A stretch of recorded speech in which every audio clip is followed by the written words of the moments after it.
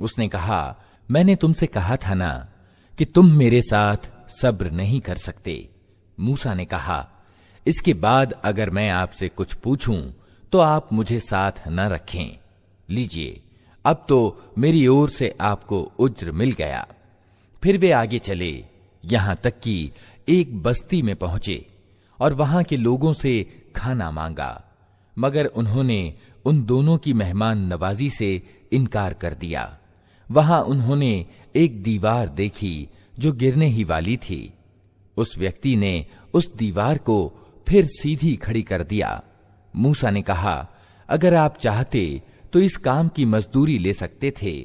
उसने कहा, बस मेरा तुम्हारा साथ खत्म हुआ। अब मैं तुम्हें उन बातों की वास्तविकता बताता हूं जिन पर तुम सब्र से काम न ले सके। उस नौका का मामला ये है कि वो कुछ निर्धन आदमियों की थी जो दरिया में मेहनत मजदूरी करते थे। मैंने चाहा कि उसे ऐबदार कर दूं, क्योंकि आगे एक ऐसे बादशाह का इलाका था जो हर नौका को जबरदस्ती छीन लेता था। रहा वो लड़का तो उसके माँ बाप ईमान वाले थे। हमें खटका हुआ कि ये लड़का अपनी सरकशी और कुफ्र से उनको तंग करेगा, इसलिए हमने चाहा कि उनका रब उसके बदले उनको ऐसी संतान दे जो आचरण में भी उससे अच्छी हो और जिससे नाते रिश्ते का हक अदा करने की भी ज्यादा उम्मीद हो। और इस दीवार का मामला ये है कि ये दो अनाथ लड़कों की है जो इस शहर में रहते हैं। इस दीवार के नीचे इन बच्चों के लिए एक खजाना गड़ा है और इनका बाप एक नेक आदमी था। इसलिए तुम्हारे रब ने चाहा कि ये दोनों बच्चे बालिग हों और अपना खजाना निकाल लें। ये तुम्हारे रब की दयालुता के आधार पर किया गया है। मैंने कुछ अपने अधिकार से नहीं कर दिया है। ये है वास्तविकता उन बातों की जिन पर तुम सब्र से काम न ले सके। और ए नबी, ये लोग तुमसे जुल्करनैन के बारे में पूछते हैं। इनसे कहो, मैं उसका कुछ हाल तुमको सुनाता हूं। हमने उसको जमीन में प्रभुत्व प्रदान कर रखा था और उसे हर तरह के साधन दिए थे। उसने पहले पश्चिम की ओर एक मुहिम की तैयारी की, यहां तक कि जब वो सूर्यास्त की सीमा तक पहुंचा तो उसने सूरज को एक काले पानी में डूबते देखा और वहां उसे एक कौम मिली। हमने कहा, ए जुल्करनैन, तुझे ये सामर्थ्य भी प्राप्त है कि उनको तकलीफ पहुंचाए और ये भी कि उनके साथ अच्छी नीति अपनाए। उसने कहा, जो उनमें से जुल्म करेगा उसे हम सजा देंगे। फिर वो अपने रब की ओर पलटाया जाएगा और वो उसे और ज्यादा भारी अजाब देगा। और जो उनमें से ईमान लाएगा और अच्छा कर्म करेगा उसके लिए अच्छा बदला है और हम उसको नर्म आदेश देंगे। फिर उसने एक दूसरी मुहिम की तैयारी की, यहां तक कि सूर्योदय की सीमा तक जा पहुंचा। वहां उसने देखा कि सूरज एक ऐसी कौम पर उदय हो रहा है जिनके लिए धूप से बचने की कोई व्यवस्था हमने नहीं की है। ये हाल था उनका, और जुल्करनैन के पास जो कुछ था उसे हम जानते थे। फिर उसने एक और मुहिम का आयोजन किया, यहां तक कि जब दो पहाड़ों के बीच पहुंचा तो उसे उनके पास एक कौम मिली जो मुश्किल ही से कोई बात समझती थी। उन लोगों ने कहा, ए जुल्करनैन, याजूज और माजूज इस भूभाग में फसाद फैलाते हैं, तो क्या हम तुझे कोई टैक्स इस काम के लिए दें कि तू हमारे और उनके बीच एक बंद बना दे। उसने कहा, जो कुछ मेरे रब ने मुझे दे रखा है वो बहुत है, तुम बस मेहनत से मेरी मदद करो। मैं तुम्हारे और उनके बीच बंद बनाए देता हूं। मुझे लोहे की चादरें ला दो। आखिर जब दोनों पहाड़ों के बीच के खाली स्थान को उसने पाट दिया तो लोगों से कहा कि अब आग दहकाओ। यहां तक कि जब ये लोहे की दीवार बिल्कुल आग की तरह लाल कर दी तो उसने कहा, लाओ अब मैं इस पर पिघला हुआ तांबा उड़ेलूंगा। ये बंद ऐसा था कि याजूज और माजूज इस पर चढ़कर भी नहीं आ सकते थे और इसमें नकब यानी सेंध लगाना उनके लिए और भी कठिन था। जुल्करनैन ने कहा, ये मेरे रब की दयालुता है, मगर जब मेरे रब के वादे का समय आएगा तो वो इसको ढाकर बराबर कर देगा और मेरे रब का वादा सच्चा है। और उस दिन हम लोगों को छोड़ देंगे कि समुद्र की लहरों की तरह एक दूसरे से गुत्थम गुत्था हों, और नरसिंघा यानी सूर फूंका जाएगा और हम सब इंसानों को एक साथ इकट्ठा करेंगे।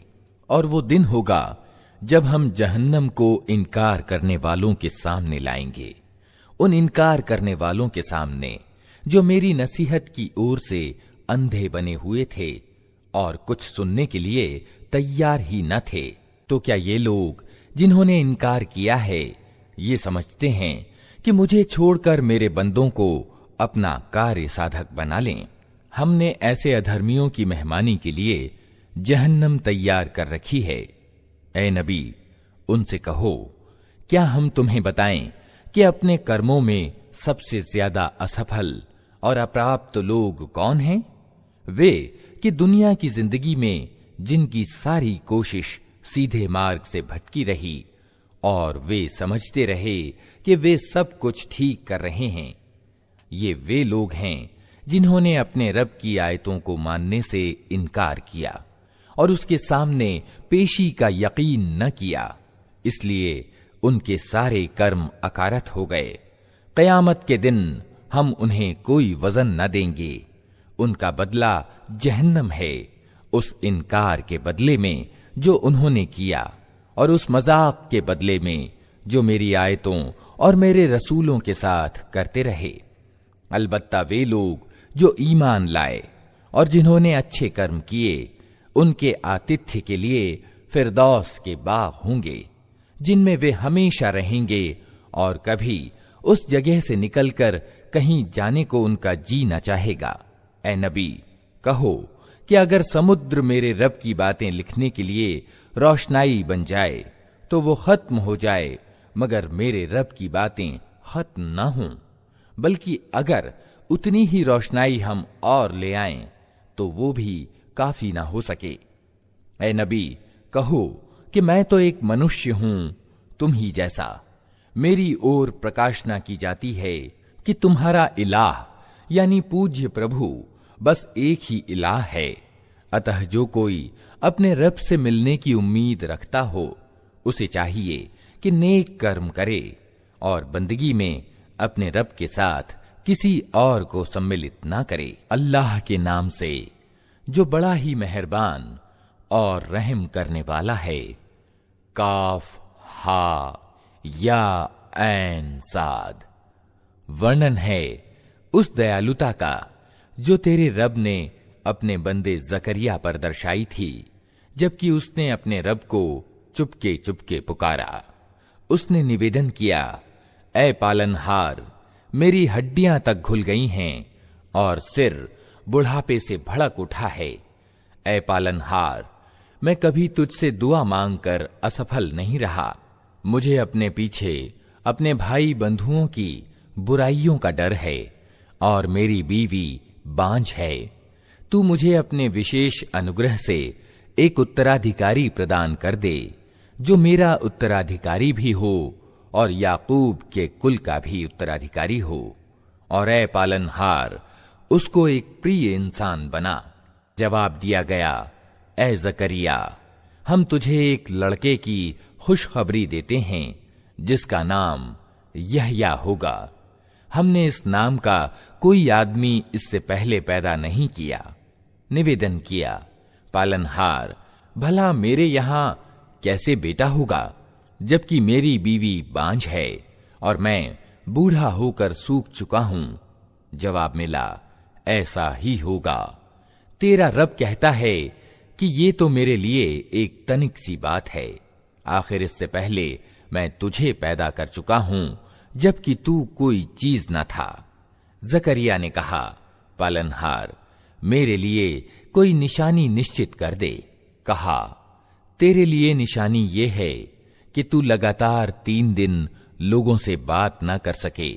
अतः वो मेहराब से निकलकर अपनी कौम के लोगों के सामने आया और उसने इशारे से उनको आदेश दिया कि सुबह और शाम तस्बीह करो। ए यहया, किताब को मजबूत थाम ले। हमने उसे बचपन ही में निर्णय शक्ति प्रदान की और अपनी ओर से उसको विनम्रता और पवित्रता प्रदान की, और वो बड़ा परहेजगार और अपने माँ बाप का हक पहचानने वाला था। वो जाबिर यानी सरकश न था और न अवज्ञाकारी। सलाम उस पर जिस दिन की वो पैदा हुआ और जिस दिन वो मरे और जिस दिन वो जिंदा करके उठाया जाए। और ए नबी, इस किताब में मरियम का हाल बयान करो जबकि वो अपने लोगों से अलग होकर पूर्व की ओर एकांतवासी हो गई थी और पर्दा डालकर उनसे छिप बैठी थी। इस हालत में हमने उसके पास अपनी एक आत्मा को अर्थात फरिश्ते को भेजा और वो उसके सामने एक पूरे इंसान के रूप में प्रकट हो गया। मरियम यकायक बोल उठी कि अगर तू अल्लाह से डरने वाला कोई आदमी है तो मैं तुझसे रहम करने वाले अल्लाह की पनाह मांगती हूं। उसने कहा, मैं तो तेरे रब का भेजा हुआ हूं और इसलिए भेजा गया हूं कि तुझे एक पवित्र लड़का दूं। मरियम ने कहा, मेरे यहां कैसे लड़का होगा जबकि मुझे किसी मर्द ने छुआ तक नहीं है और मैं कोई बदकार औरत नहीं हूं। फरिश्ते ने कहा, ऐसा ही होगा। तेरा रब कहता है कि ऐसा करना मेरे लिए बहुत आसान है और हम ये इसलिए करेंगे कि उस लड़के को लोगों के लिए एक निशानी बनाएं और अपनी ओर से एक दयालुता, और ये काम होकर रहना है। मरियम को गर्भ रह गया और वो उस गर्भ को लिए हुए एक दूर के स्थान पर चली गई। फिर प्रसव पीड़ा ने उसे एक खजूर के पेड़ के नीचे पहुंचा दिया। वो कहने लगी, क्या ही अच्छा होता कि मैं इससे पहले ही मर जाती और मेरा नामो निशान न रहता। फरिश्ते ने पायती से उसको पुकार कर कहा, गम न कर, तेरे रब ने तेरे नीचे एक स्रोत बहा दिया है और तू तनिक इस पेड़ के तने को हिला, तेरे ऊपर रस भरी ताजा खजूरें टपक पड़ेंगी। अतः तू खा और पी और अपनी आंखें ठंडी कर। फिर अगर कोई आदमी तुझे दिखाई दे तो उससे कह दे कि मैंने रहमान यानी करुणामय के लिए रोजे की मन्नत मानी है, इसलिए आज मैं किसी से न बोलूंगी। फिर वो उस बच्चे को लिए हुए अपनी कौम में आई। लोग कहने लगे, ए मरियम, ये तो तूने बड़ा पाप कर डाला। ए हारून की बहन, न तेरा बाप कोई बुरा आदमी था और न तेरी मां ही कोई बदकार औरत थी। मरियम ने बच्चे की ओर इशारा कर दिया।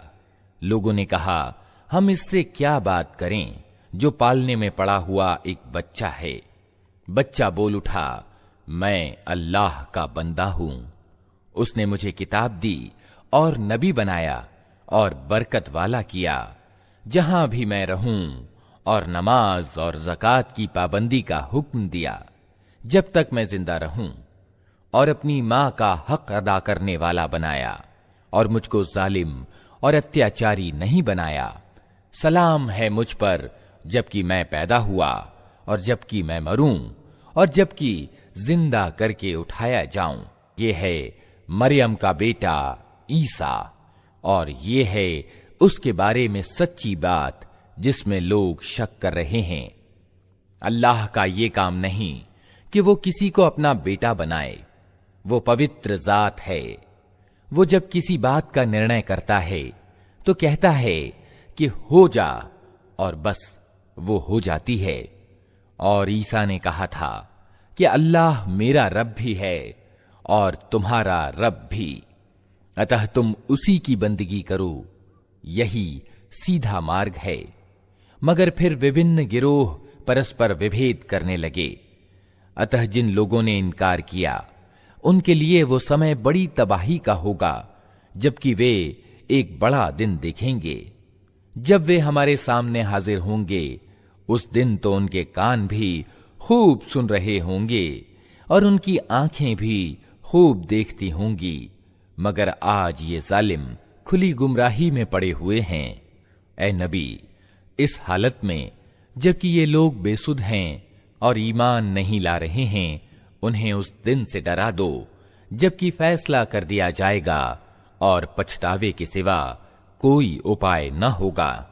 आखिरकार हम ही जमीन और उसकी सारी चीजों के वारिस होंगे और सब हमारी ही ओर पलटाए जाएंगे। और इस किताब में इब्राहीम का किस्सा बयान करो। बेशक वो एक सच्चा इंसान और एक नबी था। इन्हें तनिक उस अवसर की याद दिलाओ जबकि उसने अपने बाप से कहा कि अब्बा जान, आप क्यों उन चीजों की उपासना करते हैं जो न सुनती हैं, न देखती हैं और न आपका कोई काम बना सकती हैं। अब्बा जान, मेरे पास एक ऐसा ज्ञान आया है जो आपके पास नहीं आया। आप मेरे पीछे चलें, मैं आपको सीधा मार्ग बताऊंगा। अब्बा जान, आप शैतान की बंदगी न करें। शैतान तो रहमान अर्थात करुणामय का अवज्ञाकारी है। अब्बा जान, मुझे डर है कि कहीं आप रहमान यानी करुणामय के अजाब में ग्रस्त न हो जाएं और शैतान के साथी बनकर रहें। बाप ने कहा, इब्राहीम, क्या तू मेरे उपास्यों से फिर गया है? अगर तू बाज ना आया तो मैं तुझे संगसार यानी पत्थर से मारकर काम तमाम कर दूंगा। बस तू हमेशा के लिए मुझसे अलग हो जा। इब्राहीम ने कहा, सलाम है आपको। मैं अपने रब से दुआ करूंगा कि आपको माफ कर दे। मेरा रब मुझ पर बड़ा मेहरबान है। मैं आप लोगों को भी छोड़ता हूं और उन हस्तियों को भी जिन्हें आप लोग अल्लाह को छोड़कर पुकारा करते हैं। मैं तो अपने रब ही को पुकारूंगा। उम्मीद है कि मैं अपने रब को पुकार कर नामुराद न रहूंगा। तो जब वो उन लोगों से और अल्लाह के अतिरिक्त उनके अन्य उपास्यों से जुदा हो गया, तो हमने उसको इसहाक और याकूब जैसी औलाद दी और हर एक को नबी बनाया और उन पर अपनी दयालुता दर्शाई और उनको सच्ची ख्याति प्रदान की। और चर्चा करो इस किताब में मूसा की। वो एक चुना हुआ व्यक्ति था और रसूल नबी था। हमने उसको तूर की दाहिनी ओर से पुकारा और रहस्य की बातचीत से उसको सामीप्य प्रदान किया और अपनी दयालुता से उसके भाई हारून को नबी बनाकर उसे सहायक के रूप में दिया। और इस किताब में इस्माइल की चर्चा करो। वो वादे का सच्चा था और रसूल नबी था। वो अपने घर वालों को नमाज और ज़कात का हुक्म देता था और अपने रब की दृष्टि में एक पसंदीदा इंसान था। और इस किताब में इदरीस की चर्चा करो।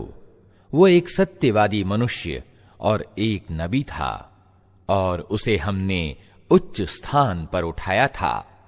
ये वे पैगंबर हैं जो अल्लाह के कृपा पात्र हुए आदम की संतान में से और उन लोगों की नस्ल से जिन्हें हमने नूह के साथ नाव में सवार किया था, और इब्राहीम की नस्ल से और इसराइल की नस्ल से। और ये उन लोगों में से थे जिनको हमने मार्ग दिखाया और चुन लिया। उनका हाल ये था कि जब रहमान यानी करुणामय की आयतें उनको सुनाई जाती तो रोते हुए सजदे में गिर जाते थे। फिर उनके बाद वे बुरे लोग उनके उत्तराधिकारी हुए जिन्होंने नमाज को गवाया और मन की इच्छाओं के पीछे चले। अतः करीब है कि गुमराही के परिणाम का उन्हें सामना करना पड़े। अलबत्ता जो तौबा कर लें और ईमान ले आएं और अच्छा काम करें, वे जन्नत में प्रवेश करेंगे और उनका तनिक भी हक मारा न जाएगा। उनके लिए हमेशा रहने वाली जन्नतें हैं जिनका रहमान यानी करुणा मैंने अपने बंदों से परोक्षतः वादा कर रखा है। और निश्चय ही ये वादा पूरा होकर रहना है। वहां वे कोई व्यर्थ बात न सुनेंगे, जो कुछ भी सुनेंगे ठीक ही सुनेंगे, और उनकी रोजी उन्हें निरंतर सुबह और शाम मिलती रहेगी। यह है वो जन्नत जिसका वारिस हम अपने बंदों में से उसको बनाएंगे जो संयमी यानी परहेजगार रहा है। ऐ नबी, हम तुम्हारे रब की आज्ञा के बिना नहीं उतरा करते। जो कुछ हमारे आगे है और जो कुछ पीछे है और जो कुछ उसके बीच है, हर चीज का मालिक वही है, और तुम्हारा रब भूलने वाला नहीं है। वो रब है आसमानों का और जमीन का और उन सारी चीजों का जो आसमानों और जमीन के बीच में हैं। अतः तुम उसकी बंदगी करो और उसी की बंदगी पर जमे रहो। क्या है कोई हस्ती तुम्हारे ज्ञान में उसके समकक्ष? इंसान कहता है, क्या वास्तव में जब मैं मर चुकूंगा तो फिर जिंदा करके निकाल लाया जाऊंगा? क्या इंसान को याद नहीं आता कि हम पहले उसको पैदा कर चुके हैं जबकि वो कुछ भी न था? तेरे रब की कसम, हम जरूर इन सब को और इनके साथ शैतानों को भी घेर लाएंगे, फिर जहन्नम के चारों ओर लाकर इन्हें घुटनों के बल गिरा देंगे। फिर हर गिरोह में से हर उस व्यक्ति को छांट लेंगे जो रहमान यानी करुणामय के मुकाबले में ज्यादा सरकश बना हुआ था। फिर ये हम जानते हैं कि उनमें से कौन सबसे बढ़कर जहन्नम में झोंके जाने के योग्य है। तुम में से कोई ऐसा नहीं है जिसे जहन्नम पर पहुंचना न हो। ये तो एक निश्चित बात है जिसे पूरा करना तेरे रब के जिम्मे है। फिर हम उन लोगों को बचा लेंगे जो संसार में डर रखने वाले थे, और जालिमों को उसी में गिरा हुआ छोड़ देंगे। इन लोगों को जब हमारी खुली खुली आयतें सुनाई जाती हैं तो इनकार करने वाले ईमान लाने वालों से कहते हैं, बताओ हम दोनों गिरोहों में से कौन अच्छी हालत में है और किसकी मजलिसें ज्यादा शानदार हैं। हालांकि इनसे पहले हम कितनी ही ऐसी कौमों को तबाह कर चुके हैं जो इनसे ज्यादा सरो सामान रखती थीं और जाहिरी शान शौकत में इनसे बढ़ी हुई थीं। इनसे कहो, जो व्यक्ति गुमराही में ग्रस्त होता है उसे रहमान ढील दिया करता है, यहां तक कि जब ऐसे लोग वो चीज देख लेते हैं जिसका उनसे वादा किया गया है, चाहे वो अल्लाह का अजाब हो या क़यामत की घड़ी, तब उन्हें मालूम हो जाता है कि किसका हाल खराब है और किसका जत्था कमजोर। इसके विपरीत जो लोग सीधा मार्ग अपनाते हैं, अल्लाह उनको सीधा मार्ग चलने के सिलसिले में उन्नति प्रदान करता है, और बाकी रह जाने वाली नेकियां ही तेरे रब के निकट कर्म फल और परिणाम की दृष्टि से उत्तम हैं। फिर तूने देखा उस व्यक्ति को जो हमारी आयतों को मानने से इनकार करता है और कहता है कि मुझे तो धन और संतान दी ही जाती रहेगी। क्या उसे गैब का पता चल गया है या उसने रहमान यानी करुणामय से कोई प्रतिज्ञा करा ली है? हरगिज नहीं। जो कुछ ये बकता है उसे हम लिख लेंगे और इसके लिए सजा में और ज्यादा इजाफा करेंगे। जिस सरो सामान और सेना की ये बात कर रहा है वो सब हमारे पास रह जाएगी और ये अकेला हमारे सामने हाजिर होगा। इन लोगों ने अल्लाह को छोड़कर अपने कुछ उपास्य यानी पूज्य प्रभु बना रखे हैं कि वे इनके पृष्ठपोषक होंगे। कोई पृष्ठपोषक न होगा। वे सब इनकी उपासना का इनकार करेंगे और उल्टे इनके विरोधी बन जाएंगे। क्या तुम देखते नहीं कि हमने सत्य का इनकार करने वालों पर शैतानों को छोड़ रखा है, जो उन्हें खूब खूब सत्य के विरोध पर उकसा रहे हैं। अच्छा, तो अब इन पर अजाब उतारने के लिए विकल न हो। हम इनके दिन गिन रहे हैं। वो दिन आने वाला है जब डर रखने वाले लोगों को हम मेहमानों की तरह रहमान यानी करुणामय की सेवा में पेश करेंगे और अपराधियों को प्यासे जानवरों की तरह जहन्नम की ओर हाँक ले जाएंगे। उस समय लोग कोई सिफारिश न ला सकेंगे सिवाय उसके जिसने रहमान यानी करुणामय के यहां से परवाना हासिल कर लिया हो। वे कहते हैं कि रहमान यानी करुणामय ने किसी को बेटा बनाया है। बड़ी ही अनर्गल बात है जो तुम लोग घड़ लाए हो। करीब है कि आसमान फट पड़े, जमीन फट जाए और पहाड़ गिर जाएं, इस बात पर कि लोगों ने रहमान यानी करुणामय के लिए संतान होने का दावा किया। रहमान यानी करुणामय की प्रतिष्ठा के प्रतिकूल है कि वो किसी को अपना बेटा बनाए। जमीन और आसमानों में जो भी हैं, सब उसकी सेवा में बंदों की हैसियत से पेश होने वाले हैं। सबको वो अपने घेरे में लिए हुए है और उसने उनको गिन रखा है। सब कयामत के दिन अकेले अकेले उसके सामने हाजिर होंगे।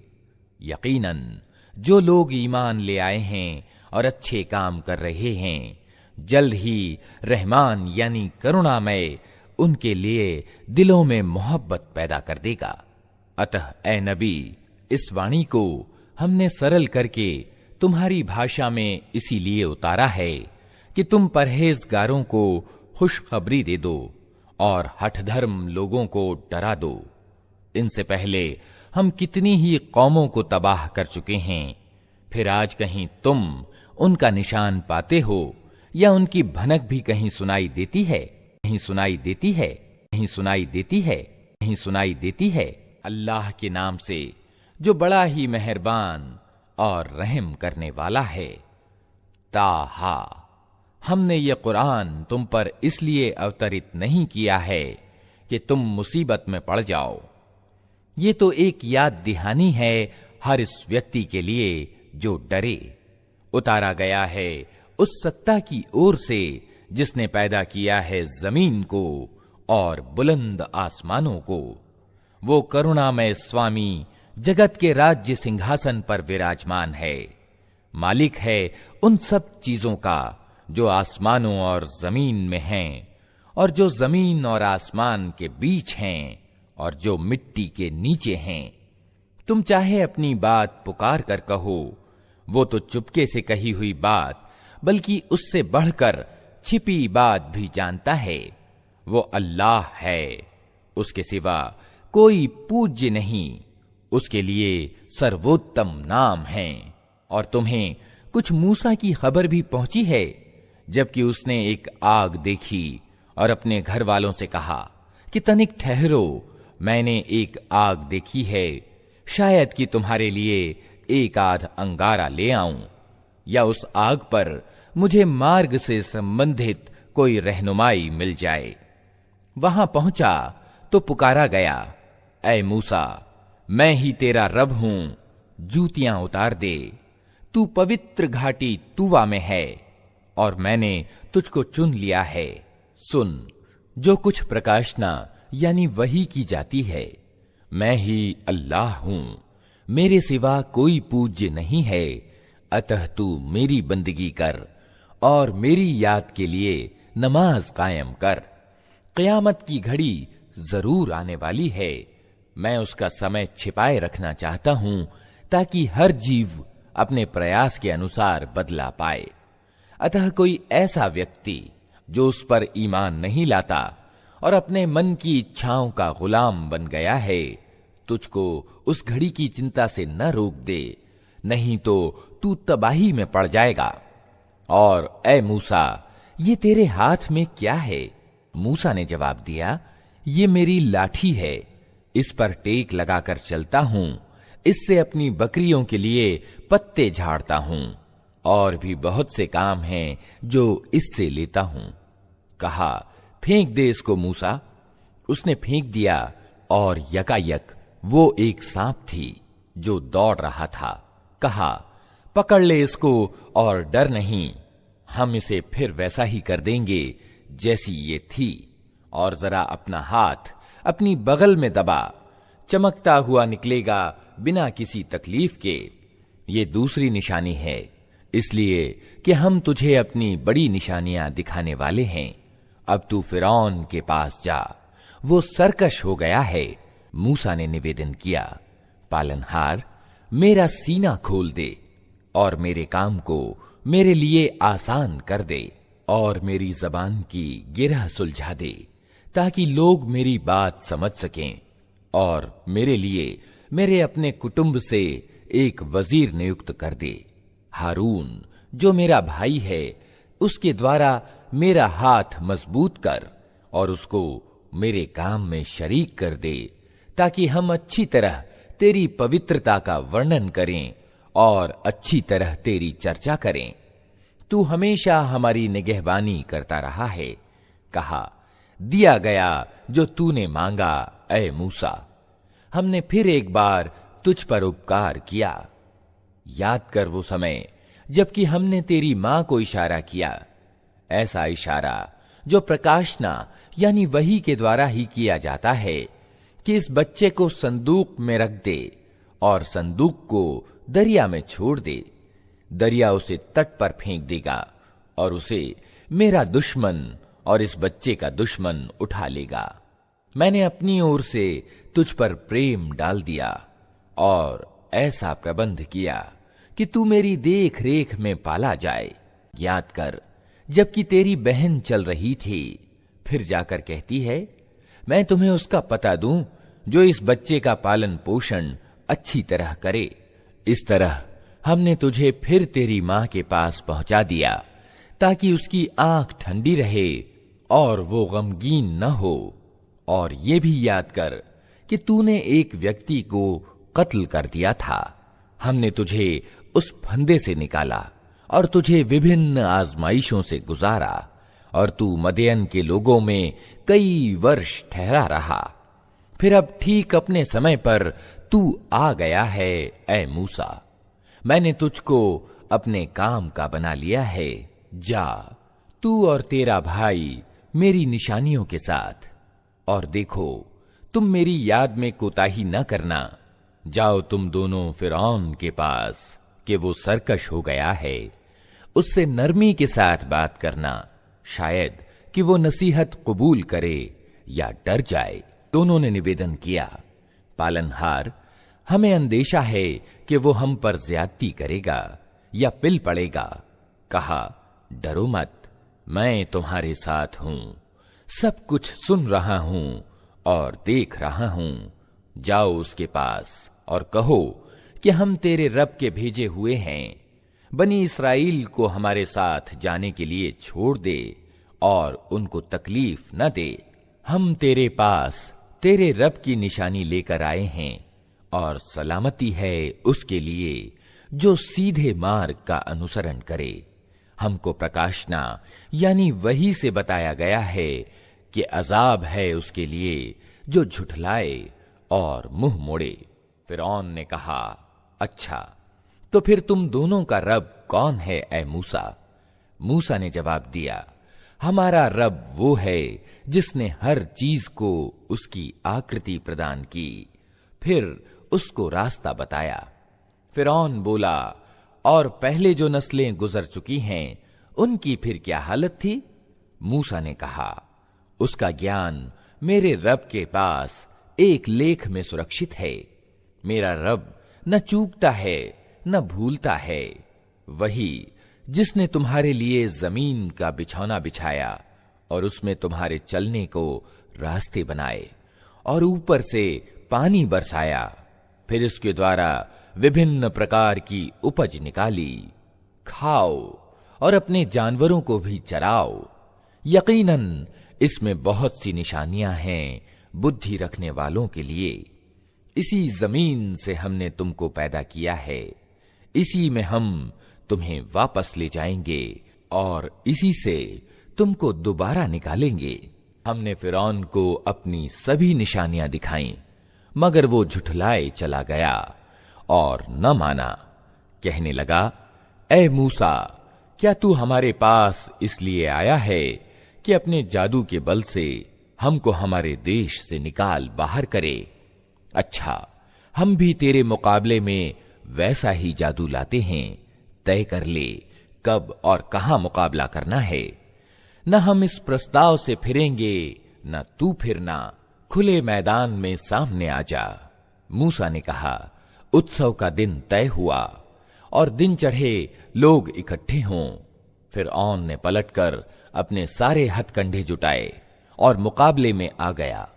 मूसा ने ठीक अवसर पर मुकाबिल गिरोह को संबोधित करके कहा, शामत के मारो, न झूठी तोहमतें बांधो अल्लाह पर, नहीं तो वो एक कठोर अजाब से तुम्हारा सत्यानाश कर देगा।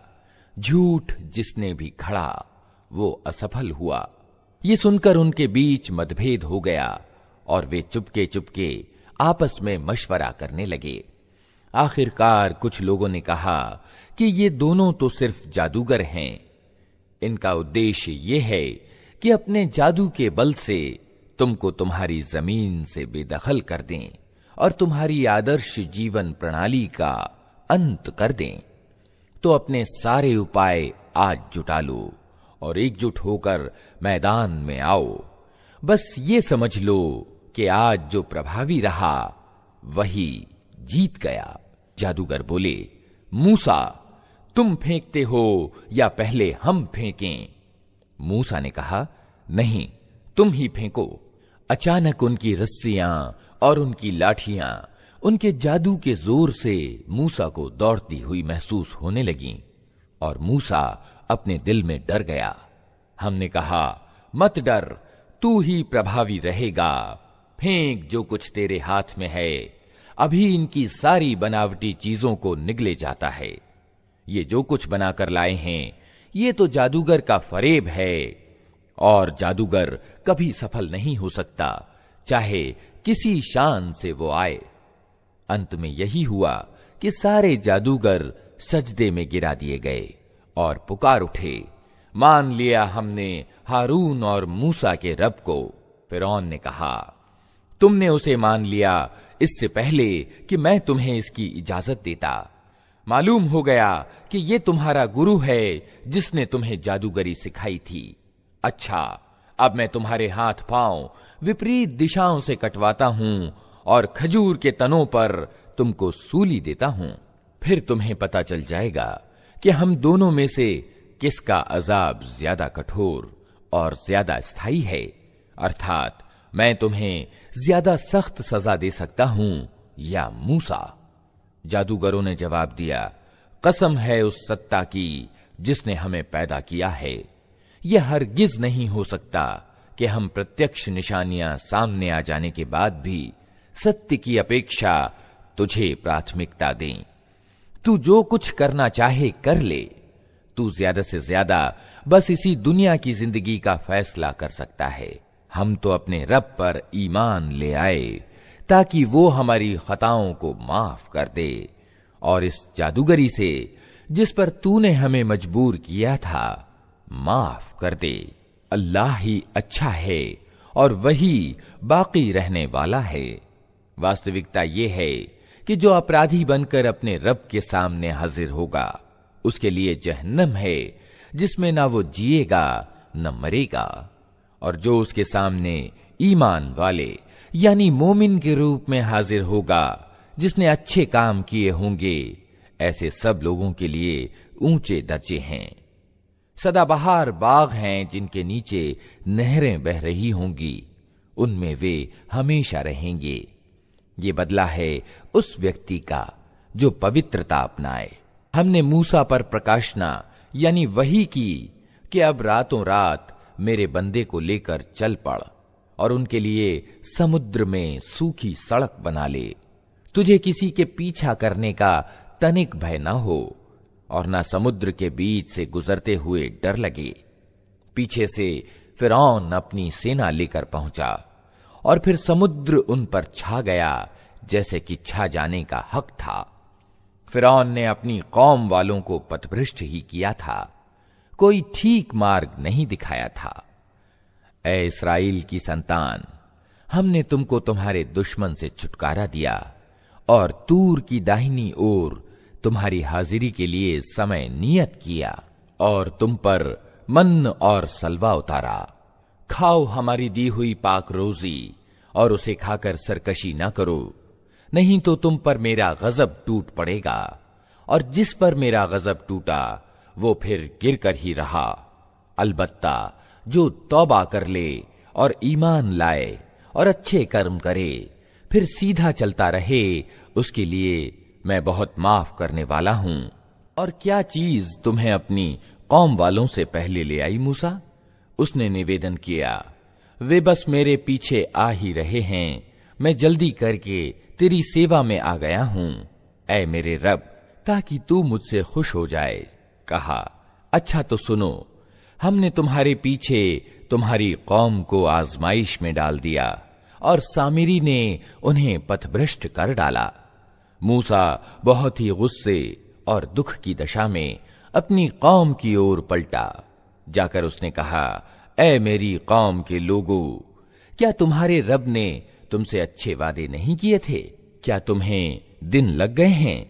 या तुम अपने रब का गजब ही अपने ऊपर लाना चाहते थे कि तुमने मुझसे वादा खिलाफी की? उन्होंने उत्तर दिया, हमने आपसे वादा खिलाफी कुछ अपने अधिकार से नहीं की।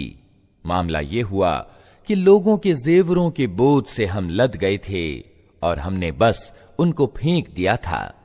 फिर इसी तरह सामिरी ने भी कुछ डाला और उनके लिए एक बछड़े की मूर्ति बनाकर निकाल लाया, जिसमें से बैल की सी आवाज निकलती थी। लोग पुकार उठे, यही है तुम्हारा पूज्य और मूसा का इष्ट पूज्य। मूसा इसे भूल गया। क्या वे देखते न थे कि न वो उनकी बात का जवाब देता है और न उनके लाभ और हानि का कुछ अधिकार रखता है? हारून मूसा के आने से पहले ही उनसे कह चुका था कि लोगों, तुम इसके कारण आजमाइश में पड़ गए हो। तुम्हारा रब तो रहमान है, अतः तुम मेरा अनुसरण करो और मेरी बात मानो। मगर उन्होंने उससे कह दिया कि हम तो इसी की उपासना करते रहेंगे जब तक कि मूसा हमारे पास वापस ना आ जाए। मूसा कौम के लोगों को डांटने के बाद हारून की ओर पलटा और बोला, हारून, तुमने जब देखा था कि ये गुमराह हो रहे हैं तो किस चीज ने तुम्हारा हाथ पकड़ा था कि मेरे तरीके पर अमल ना करो?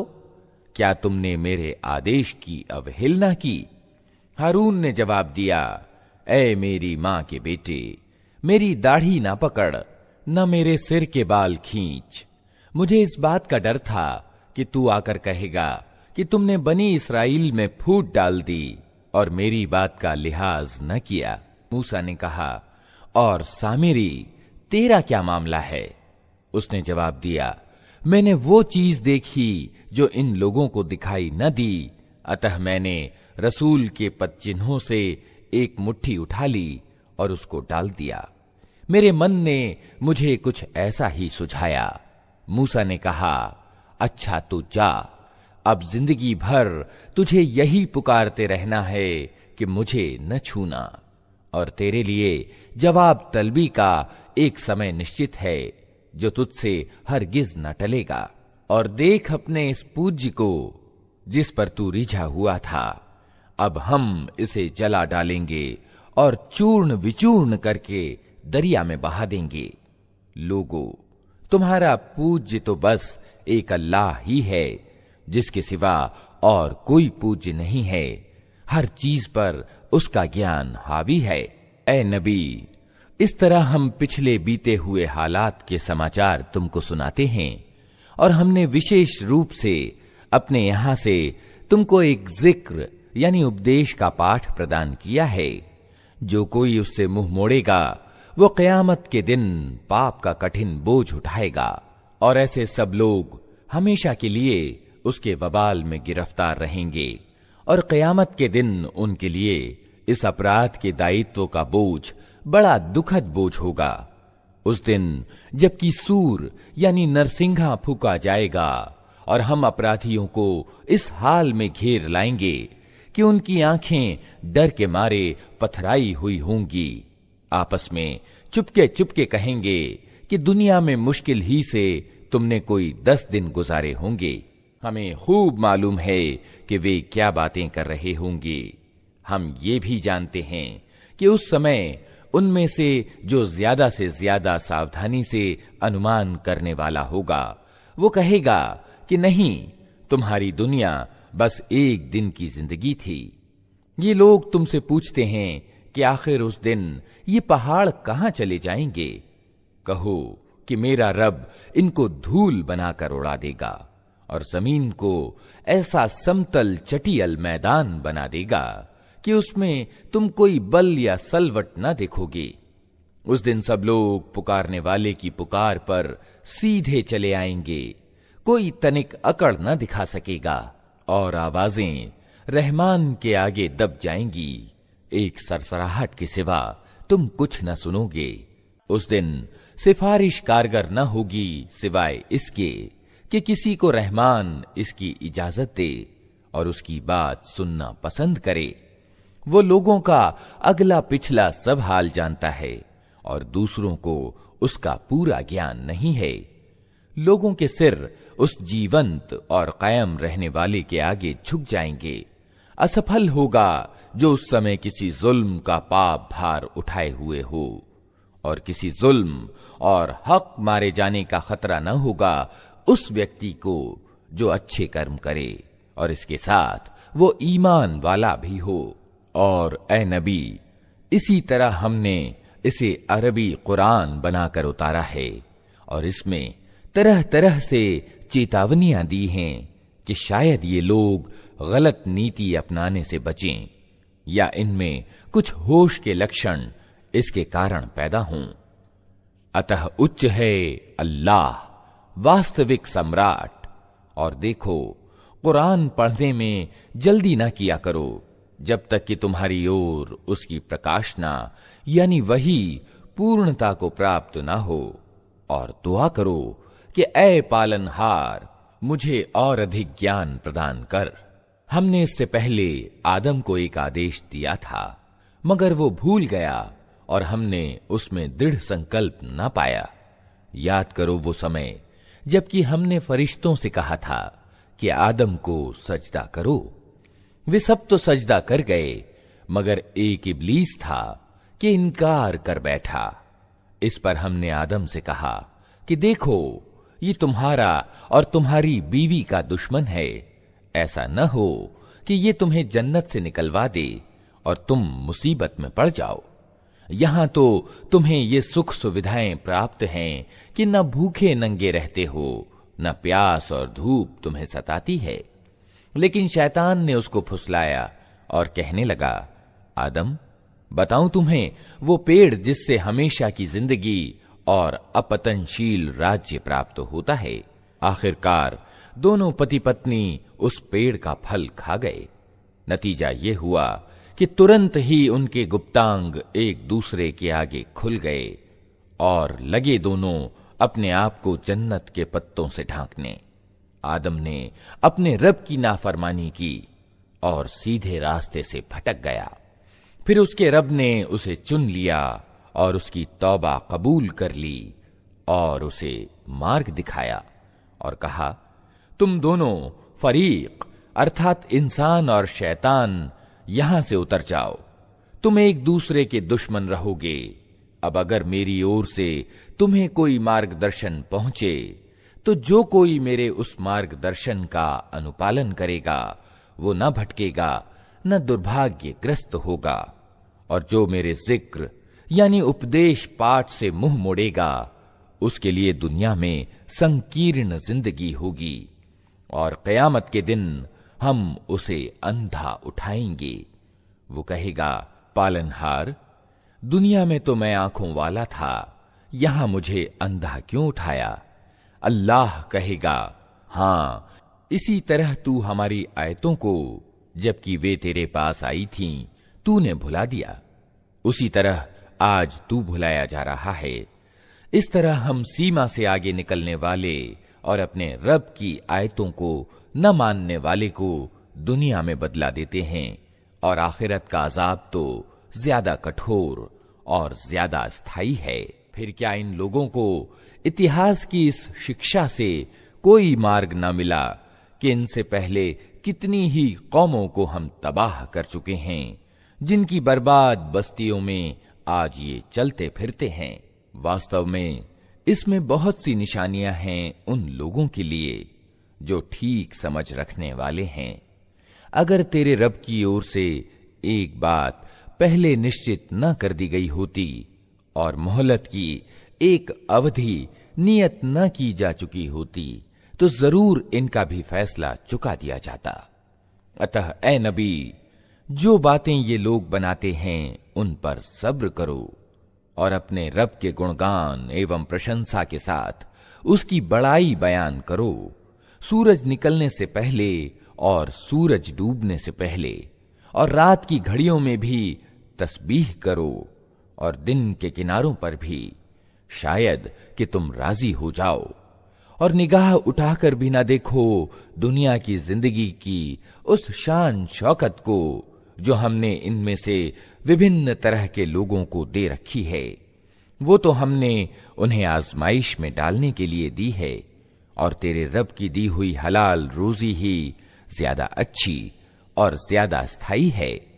अपने घर वालों को नमाज के लिए कहो और खुद भी उसके पाबंद रहो। हम तुमसे कोई रोजी नहीं चाहते, रोजी तो हम ही तुम्हें दे रहे हैं और परिणाम की भलाई धर्म परायणता यानी तकवा ही के लिए है।